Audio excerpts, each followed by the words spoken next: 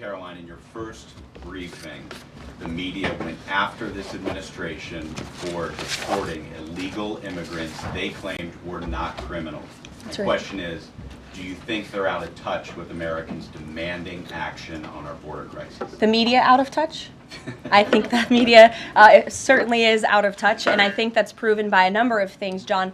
Number one, there was a New York Times poll that was released prior to President Trump's inauguration by the New York Times, which of course is a legacy media outlet, that showed that 83% of Americans support deporting the individuals that you mentioned, illegal immigrant criminals, especially those who have committed heinous crimes in the interior of our country. And I received a very actually interesting statistic on this front from ICE this week.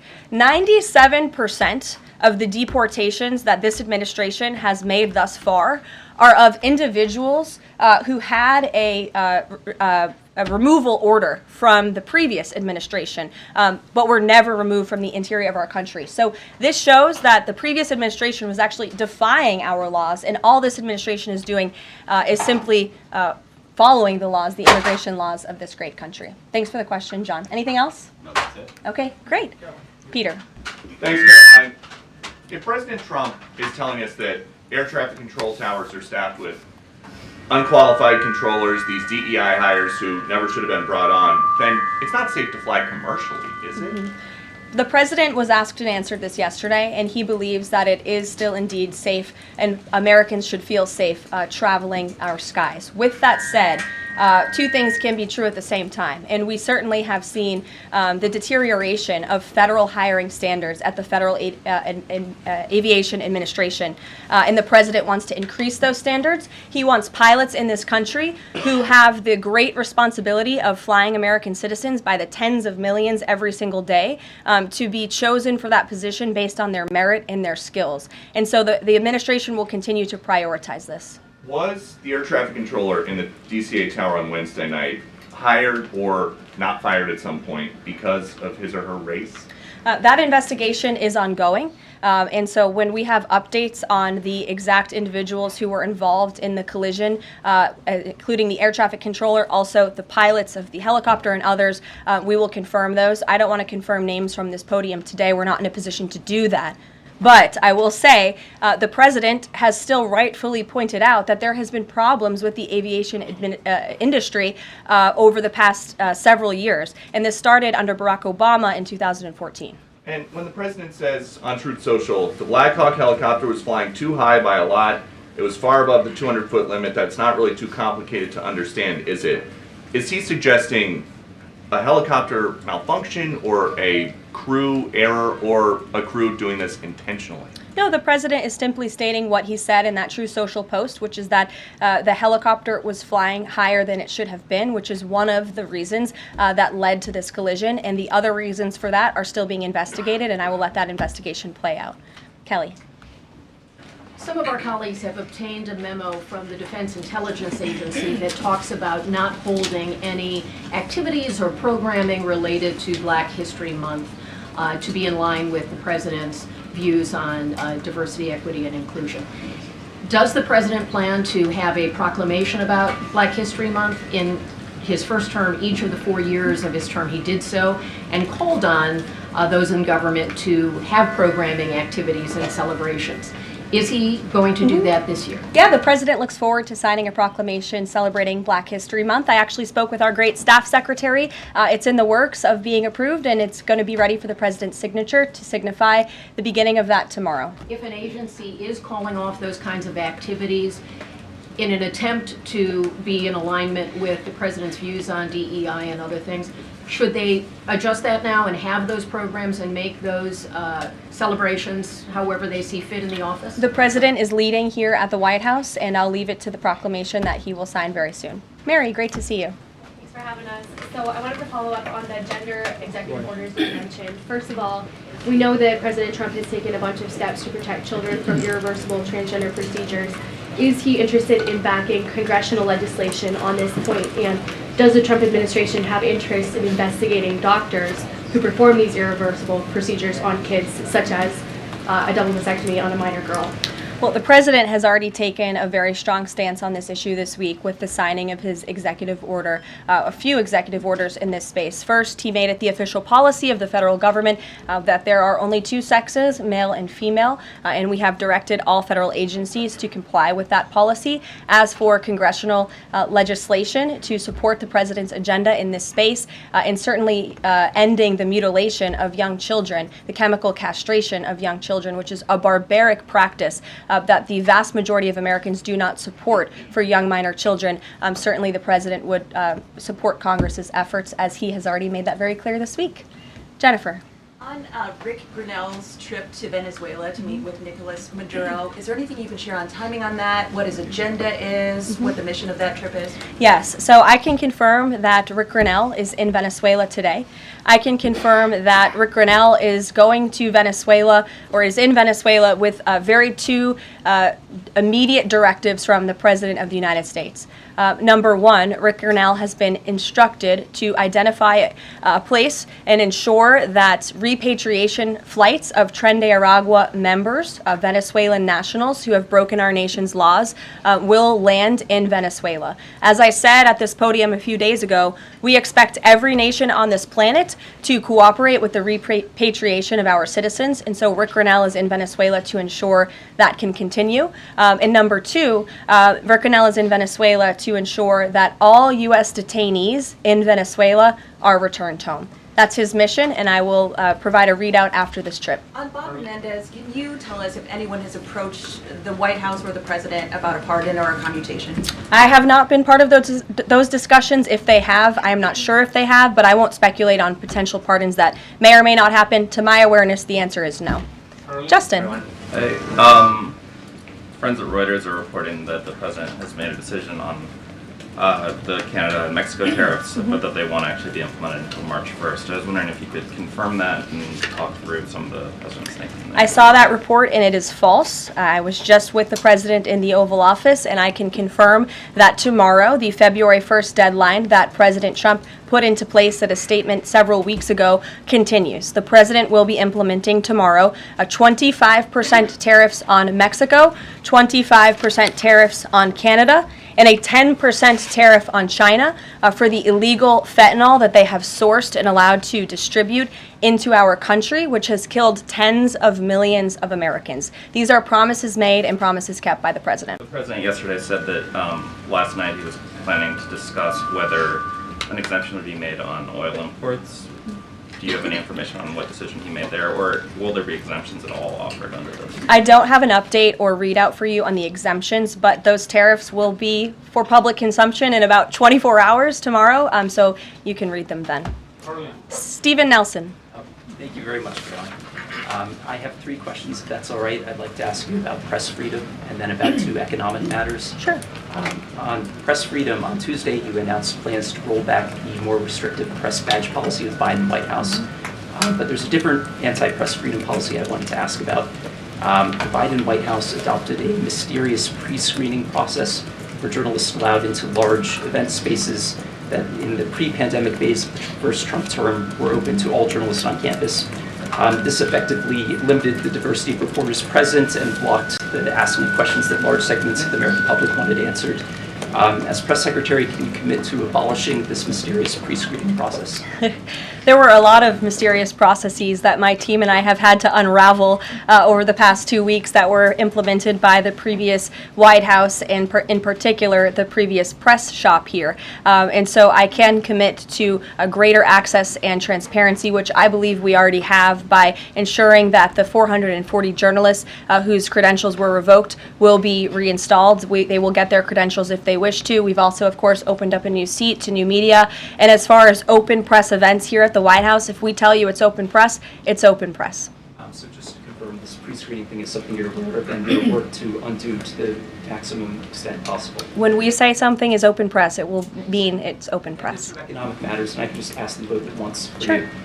In New York City, Governor Hochul's congestion pricing went into effect this month. Vehicles that drive through parts of Manhattan have to pay a $9 toll. President Trump has made clear his opposition. He said that it's, quote, the most progressive tax known to womankind. Will the administration be trying to block this? And the second question is, millions and maybe tens of millions of Americans who voted for President Trump. We're excited about his plans to do away with taxes on tips, overtime, and Social Security benefits, but there's uncertainty about the timing of this. So can you clarify for them when this is going to happen, and does President Trump want this to be in all three of those in the first batch of legislation early this year? Well, to answer your question in one swoop, I will say that President Trump is committed to lowering taxes for Americans, cutting taxes for Americans. As for congestion pricing in New York, I do know that the president spoke with Governor Hochul about that. I don't have any, actions, so to speak, to read out for you on that issue today. Number two, when it comes to no taxes on tips and Social Security, the president has made it very clear to our allies on Capitol Hill that is a critical piece of this reconciliation package, and he expects that his tax cuts from 2017, which put a lot more money back into the American people's pockets, those must be implemented, and no tax on tips. The president is intent on delivering on that promise, and he will get it done. And overtime also as part of reconciliation? Yes. Sure. Thanks, Caroline. Can you guarantee that those tariffs won't increase prices for Americans, including at the gas pump and the grocery store? I think Americans who are concerned about increased prices should look at what President Trump did in his first term. He effectively implemented tariffs, and the average inflation rate during the first Trump administration was 1.9%. In fact, when President Trump left office, it was 1.4%. So President Trump is going to do everything he possibly can to cut the inflation crisis that the previous administration imposed on the American people, and he will continue to effectively utilize If tariffs. those tariffs do increase prices for Americans, will the administration reverse them? That's a hypothetical question, and the president is intent on ensuring that he effectively implements tariffs while cutting inflation and costs for the American people. And, the media has this way of just looking at everything in a microscope rather than looking at the whole of government economic approach that this president is taking. He will effectively implement tariffs. He's also, as I just answered Prince Stephen's question, committed to tax cuts. He's also clearly committed, as evidenced by his executive orders, to unleashing the might of our energy industry, which we know will eventually drive down inflation. And all the other economic measures that this president has made will have a Trump incoming economic boom, just like we saw in our first term. And has the White House Sure. found any? Fox Business, yes. Go Thanks. ahead. Keep that, Caroline. You're welcome. Justin Trudeau, the Canadian Prime Minister, said today that if the U.S. imposes tariffs, he will respond and he will not relent until the tariffs are removed. Are we seeing the start of a trade war with Canada? I don't think so. I think the president is going to implement those tariffs tomorrow, and he will respond to Mr. Trudeau's comments in due time, I am sure. What Sure. type of things have to happen? What does the administration need to see in order to avoid those tariffs? Well, the tariffs are incoming tomorrow on Canada, and the reason for that is because both Canada and Mexico have allowed an unprecedented invasion of illegal fentanyl that is killing American citizens and also illegal immigrants into our country. In fact, I have more language for you right here. Canada, Mexico, and China, which, as I mentioned, President Trump will implement a 10% tariff on China, have all enabled illegal drugs to pour into America. The amount of fentanyl that has been seized at the southern border in the last 2 years alone has the potential to kill tens of millions of Americans. And so the president is intent on doing this, and I think Justin Trudeau would be wise to talk to President Trump directly before pushing outlandish comments like that to the media. If I may, one more. Yes, Lindsay. Go back to the plane crash for one. If I can go back to the plane crash for just 1 second. You're interrupting your colleague, but I'm sure. sorry, I thought you called on me. I called on Lindsay. The president this morning said the Black Hawk helicopter was flying too high. I'm wondering if he's basing that on what he learned from investigators, and if you could offer a little bit more of a window into how he is keeping abreast of this investigation. Sure. Is the NTSB briefing him separately? Is he meeting in the Situation Room? You just sort of offer a window into that. Yeah, the president based that statement on truth because it is truth and it's fact, and it was relayed to him by the authorities who are overseeing the investigation into this horrific plane collision. And the president, as I said in my opening remarks, continues to be briefed on the collision by everybody across his cabinet, the Secretary of Transportation, the Secretary of Defense, the NTSB, who the commissioner there was in the Oval Office with him yesterday. Lindsay. I also noticed that he has not ordered Lindsay, flags go to be ahead. flown at half staff. Lindsay, go ahead. Thank you. In recent days, the CIA actually revealed that they do also believe that COVID-19 was from a lab leak in Wuhan, China.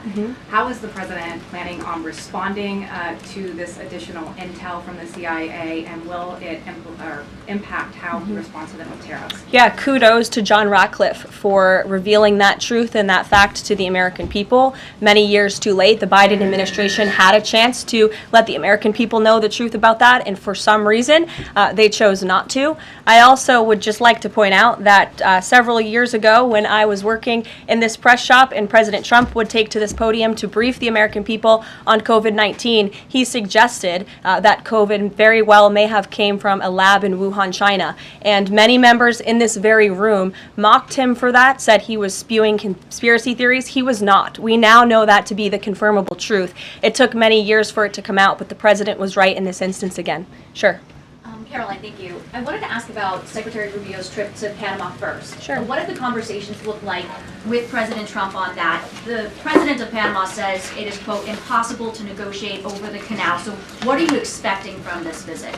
So I have not been present for Secretary Rubio's conversations with President Trump about the Panama Canal. I have been present for President Trump's own thoughts on the Panama Canal, and you've all seen them as well in his public statements that he has shown. He believes it's unacceptable that the canal is essentially run by the Chinese Communist Party. If you look at both ends of the canal, massive Chinese Communist Party linked companies run the canal. That's unfair to the American people, many of whom lost their lives many years ago building this canal. The American taxpayers are paying millions of dollars for the canal, and the president believes it's in our national interest as a nation for Secretary Rubio to go there and begin these discussions, and that's exactly why he's doing that. Caroline. Sure. Thank you very much, Caroline. Is the United States in the process of pulling out of Syria militarily? Because the president wanted to do that in his first term as well, and he had a lot of pushback from the Pentagon and Congress. And based on what he said yesterday, is he considering doing that in a short time? The president was asked and answered this question yesterday, and he, as the commander-in-chief of the United States military, reserves the right to review troop deployments overseas at any point in time. Is that a topic right now? Yes. Thank you. Two questions. So we now know that the staffing was not normal at the air traffic tower, and so with the government freezing the hiring of new federal workers and offering buyouts, are you not afraid that more incidents of different kind could happen with less staffing in different agencies? Well, the president is intent on ensuring that we are increasing staffing at these agencies, and that's why he signed a very strong executive order on his second day in office, immediately terminating DEI hiring practices at the FAA. He also, following the tragic crash, as you all know, in the Oval Office yesterday, signed a memorandum directing an immediate assessment of the FAA to ensure the federal government is maintaining the highest personnel and aviation safety standards.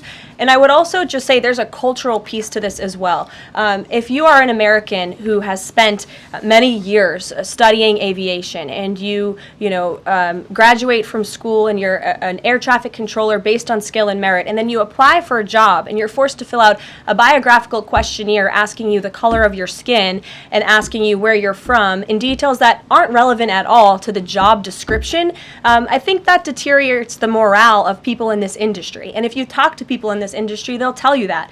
In fact, many of them filed a lawsuit against the FAA a couple of years ago under Joe Biden's administration because they were denied positions because of this DEI hiring practice that was putting identity politics over merit and skills. That's unacceptable. And I think just to put a fine point on this, because this is the third or fourth question I've answered on this subject, when you are flying on an airplane with your loved ones, which every one of us in this room has, do you pray that your plane lands safely and gets you to your destination, or do you pray that the pilot has a certain skin color? I think we all know the answer to that question, and as President Trump said yesterday, it's common sense. Rob Crilly. Yeah, I'd just like to follow up on that last question, actually. Has there been any sort of assurance from the FAA that they will immediately improve staffing levels, given the reports of not normal staffing levels on Wednesday? Oh, absolutely. You had Secretary Duffy here yesterday at the White House at this podium saying that he is on it, and we can all trust that he definitely will be. John Decker.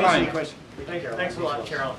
You called on me, right? Yes, I did. Thank you very much. As long as your name's still John Decker. It is, absolutely. Thank you. The president's meeting today with the founder and CEO of Nvidia. What is that meeting concerning, and who sought that meeting? I don't have details on this. It's a private meeting. It will take place at 2:30 p.m. I'll try to get there in time, and I can let you know after. How's that? On Guantanamo Bay, can you give more details about setting up that detention facility at GITMO? How will that come about? What's the timing in terms of standing it up? And of course, this has happened before during the Clinton administration. Yeah, that's right. Detainees of Cuban and Haitian descent were both detained at Guantanamo. Are you looking at that model in setting up this detention facility? Secretary Hegseth, I believe, was on television this morning answering this question, and he said that the Department of Defense is already on it. He has directed his agency to ensure that GITMO is increasing their capacity for beds, and that's exactly what President Trump's executive order did. It directed Secretary Hegseth and also Secretary Noem to expand the Migrant Operations Center at the Naval Station to provide for this extra detention space. And as Secretary Hegseth confirmed this morning, that operation is underway. Sure.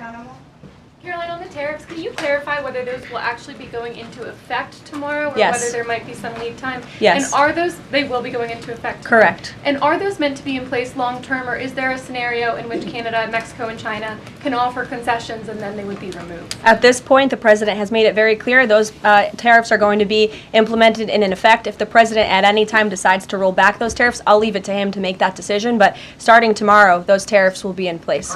Sure. Thanks, Caroline. Yes.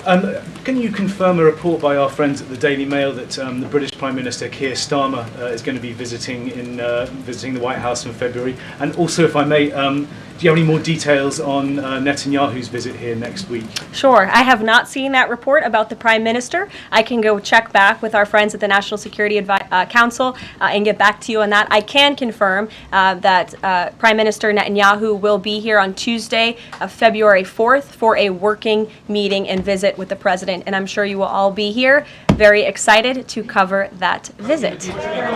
Sure. Daniel.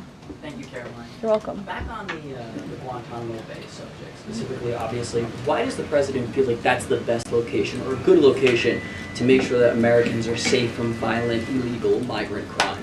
Well, it's a really good question, and the memorandum that he signed, the order that he signed, builds on his previous executive actions, obviously, to secure our southern border and deport illegal criminals from the interior of our country. We know that we have an issue with detention space here in the interior, which is a big reason why Congress needs to pass this reconciliation package as quickly as possible to ensure that DHS and ICE have the funding they need to detain these individuals that the administration is very swiftly rounding up and deporting, arresting and deporting these illegal immigrant criminals. And so the president feels it's an appropriate place. Taxpayers are already funding it. The space is there. Why not use it? And the Secretary of Defense, as I said, is working on that as we speak.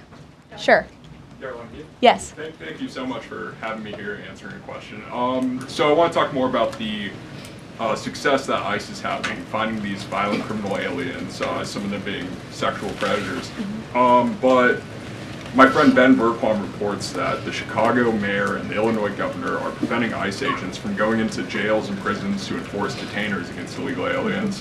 In Maryland, the Attorney General has also put out a memo hindering local police cooperation with ICE. Does the administration have any comment on leftist state and local officials defying ICE and Trump's deportation efforts?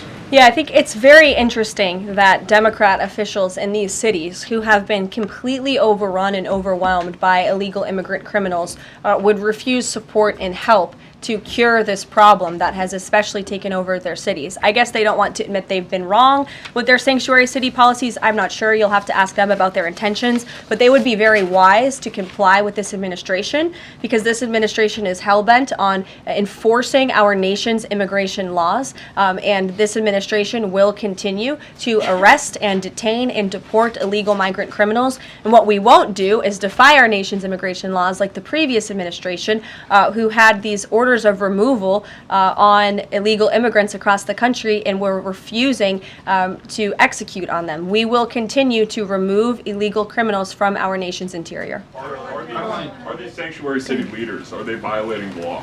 I would certainly think so. I'd have to check back on which specific law they're violating, but certainly if they're not enforcing our nation's immigration law, sounds like they are breaking the law. And I would also add that their constituents don't approve of that. You've seen residents in Chicago show up at their city council meetings infuriated with their leadership in that city because they are working very hard to provide for their families. They want public safety and law and order, and their officials have abandoned those very basic American principles in these cities. And the American people want law and order. It's, again, an overwhelmingly popular policy to deport illegal criminals from our nation's interior, and this administration will continue to affect that goal. Sure. A question on Colombia. We just interviewed Colombian President Gustavo Petro, and he insisted that he's not going to take any Colombian deportee from the U.S. if they arrive in South America handcuffed. How this administration responds to that? When did the Colombian president make those remarks? Today. For an interview with us at Univision. Well, I will share those with the President of the United States, and I will get back to you on his response. What happens if Nicolas Maduro? Caroline, there are more than 150,000 disabled Americans who are working today. The president talked a lot yesterday about hiring the best and the brightest to work in the federal government. Safety aside, does he believe that disabled people do have a place to work in the federal government? And does he also support the current protections for disabled people working in the private sector as well? The president has made it very clear that this is a common sense solution to solving some of the problems that we have seen at the Federal Aviation Administration and also when it comes to many of the federal agencies across our government. People should not be hired based on their disabilities, based on their skin color, their gender, their race. None of that matters. What matters to this president and this administration is how well you can do your job, and the American people agree with that sentiment. So it's about competence, skill, and merit. And so the president is focused on ensuring that the most competent individuals, the best and the brightest in this country, are in positions in this federal government, especially when it comes to public safety. Can't overemphasize the importance of those jobs. Sure. So as follow-up on her question before, President Trump is holding China accountable on fentanyl by ramping up tariffs. So how is President Trump planning to hold China accountable on COVID origins? I haven't spoken to the president about the COVID origins specifically in regards to any actions he may or may not take when it comes to China. But as I have previewed quite a few times today, he will be implementing a 10% tariff on China tomorrow. Sure. Hi. Has the president made up his mind about a timeline for tariffs on the EU? No, he has not. And will it be a one-size-fit-all, or will it be differentiated among governments? I won't get ahead of the president on tariffs when it comes to the European Union. What I can tell you, again, is that the president will be implementing 25% on Canada, 25% on Mexico, 10% on China tomorrow for the reasons that I have repeatedly laid out in this briefing. Newsmax, go ahead. Yes. Thank you so much.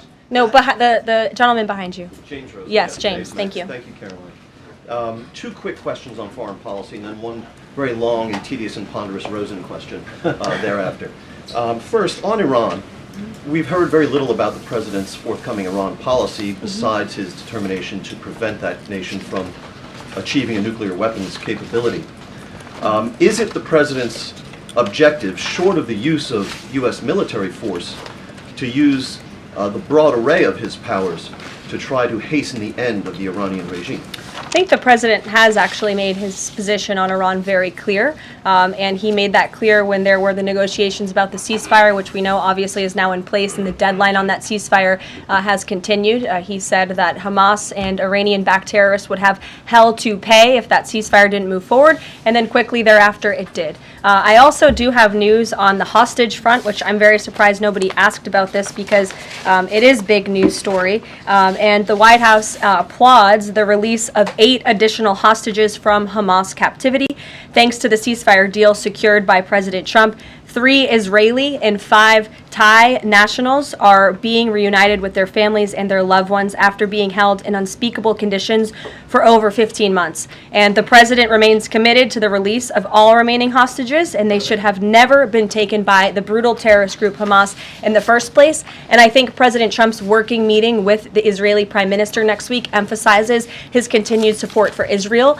and ensuring that brutal terrorists in that region have hell to pay. Sure. Can I just finish the other two questions? Sure. I know you want the long, ponderous Rosen. But first, on the Grinnell trip, as you know, under the previous administration, the U.S. recognized the opposition candidate in last year's elections, Edmundo Gonzalez, now exiled, as the legitimate president of Venezuela. Does the president's dispatching of Ambassador Grinnell to negotiate directly with President Maduro today mean that the U.S. now officially recognizes President Maduro as the legitimate president of Venezuela? Absolutely not. As I made it very clear, former ambassador and now special envoy Rick Grinnell is going to Venezuela with two very clear directives. Make sure that Tren de Aragua members, of which there are 400 currently in custody, are repatriated back to Venezuela, and that all United States detainees return home. Thank you very much, guys. Just on the president's use of language in this room yesterday, Sure. and without seeking to cast myself as some kind of moral exemplar because it's rather late in the day to try. Nonetheless, this was an event yesterday that began with a moment of silence for the victims of the air crash and the president's own invocation of, quote, a loving God. And then he uncorked that expletive to insult a former cabinet officer. It was the same expletive that I saw him use in the East Room in 2020 when he famously held up the Trump acquitted headline. My question is, if you could shed any light for us on how the president perceives his use of public profanity, which is a practice that certainly sets him apart from all of his predecessors. Does he regard it as an effective communications device, part of his appeal, or is it something that he lapses into inadvertently, perhaps in times of frustration and later regrets? I think one of the things that the American people love most about this president is that he often says what they are thinking, but sometimes lack the courage to say themselves. And I think yesterday at this podium, you heard President Trump express great frustration, perhaps even anger, with the previous administration's policies, many of which have led to the crises that our country is currently facing and that this president is focused on fixing. Thank you guys very much. Have a great weekend. We'll see you next week. Travel next week, Caroline?